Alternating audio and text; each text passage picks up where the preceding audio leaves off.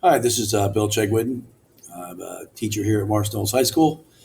I teach United States History 1, which is a required course here at the high school. And basically, what we look at here in this course is we look at from colonialization all the way to 1900.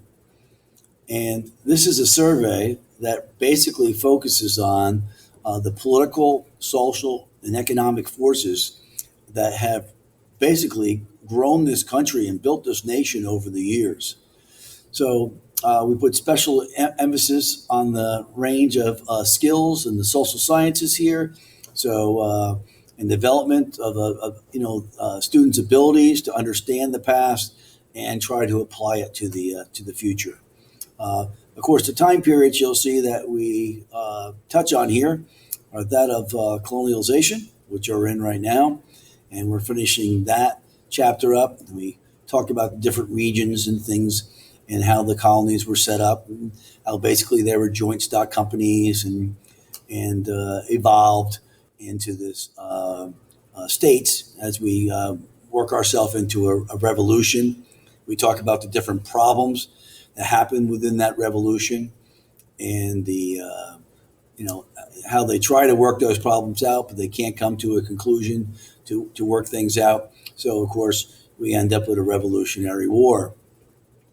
Uh, that of course parlays right into our Constitution, and we get really in depth into our Constitution actually in this class. The kids will actually read the Constitution. There's an assignment that they'll do where they have to look up the different articles and amendments to the Constitution and answer questions on that, which is a great lesson because most people, don't take the time to read the 5,000 words that are in that Constitution. Then, once we're done with the Constitution, we go into the growth of nationalism and our basically our second Revolutionary War with Great Britain and how that has changed and made us into a more of a coherent nation with each other. And then we slide into sexualism and this whole idea of nationalism. And we look up at the different parts of the country and how they're starting to break apart and how the Civil War is starting to fester itself because of the different problems with state rights and slavery. And then we work our way into the Civil War, which is the boiling point, of course, of the slavery issue. And that we go into some detail also and some of the different things that happen within the war and legislation that happens within the war. And of course, that comes into Reconstruction. Reconstruction is probably one of the things that's really not talked about much in history. We hit on it pretty good in this class, and we talk about all the different problems that come out of Reconstruction, which sometimes that we're dealing with today.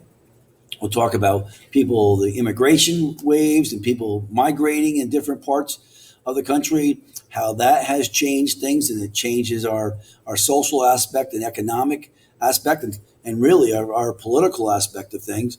And then we get into the industrialization age and urbanization and how things have changed and how cities start coming up and a string of reforms that start to happen, which brings us into modern day America. If you look at the rest of the agenda, you can see on here that I do have a grading policy of points earned over total points possible.